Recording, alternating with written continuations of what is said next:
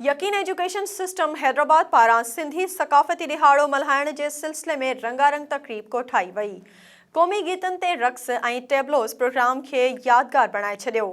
तक़रीब जो वधीक अहवाल एजाज़ लगारी जी हिन रिपोर्ट में।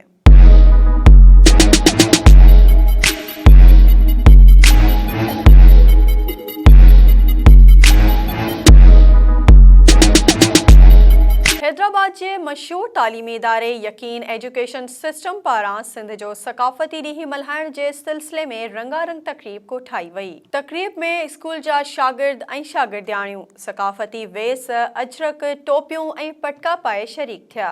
उन मौके ते मज़ाहिया फनकार असगर खोसे पंहिंजे फ़न जो मुज़ाहिरो करे भरपूर दाद माणियो। आज सकाफ़त जो ॾींहुं माना ईद जो ॾींहुं, ख़ुशी जो ॾींहुं, पर मुंहिंजो पैगाम इहो ई आहे भली तव्हां टोपियूं अजरक पायो, गीत जमा लॻायो, कल्चर डे मल्हायो, पर पंहिंजा बच्चा ज़रूरु पढ़ायो। तालीम खां सवाइ कुझु कोन्हे।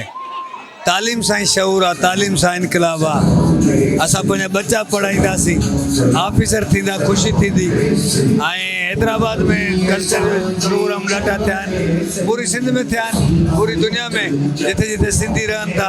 अल्लाह सभिनी खे ख़ुशि रखे, अल्लाह तव्हांजी टीम खे बि ख़ुशि रखे। Love U. तक़रीब में स्कूल जे होनहार ऐं बासलाहियत ॿारनि मुख़्तलिफ़ क़ौमी गीतनि ते टेबलोस पेश करे शानदार परफॉर्मेंस ॾेई प्रोग्राम खे यादगार बणाए छॾियो।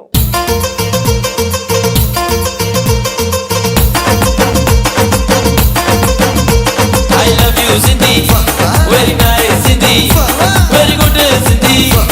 I love you Sindhi, topiya wala Sindhi, ajrak wala Sindhi, mujhe sona Sindhi, mujhe pyara Sindhi, dil wala Sindhi, very good Sindhi. Oh topiya wala, oh ajrak wala, oh patke wala. Hey hey hey, nado cha kai do shiro, nado cha kai do shiro, nado cha kai do shiro.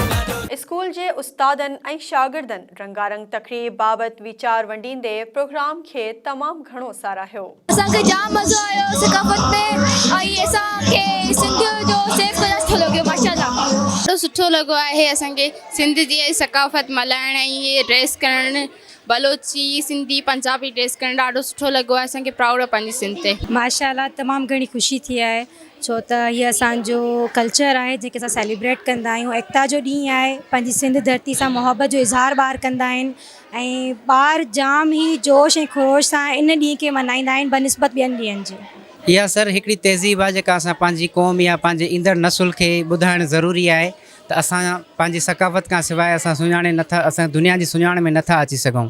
त इहे programme, इहे event ज़रूरी आहिनि पंहिंजे स्कूलनि में या किथे बि कराए वञनि जेका असांजी ईंदड़ नसुल ॼाणे सघे त असांजी हक़ीक़ी सकाफ़त छा आहे, असांजो तहज़ीब छा आहे, सिंधी टोपी अजरक जो छा माने मरतबो आहे। अस्सलाम वालेकुम। मां यकीन एजुकेशन फाउंडेशन जे प्रिंसिपल जी हैसियत सां जेको कमु करियां पियो।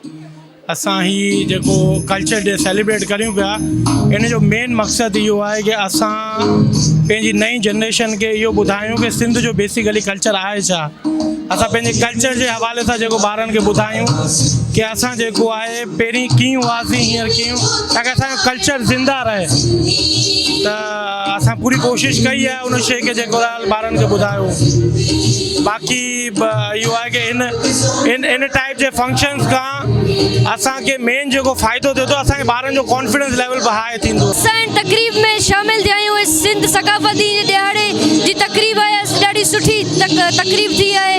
असांजो पंहिंजी सिंधी सकाफ़त ते फ़ख़्रु आहे। रंगारंग तक़रीब में स्कूल जी इंतज़ामिया तोड़े उस्तादनि ऐं वालिदैन पिणु वॾे अंग में शिरकत कई।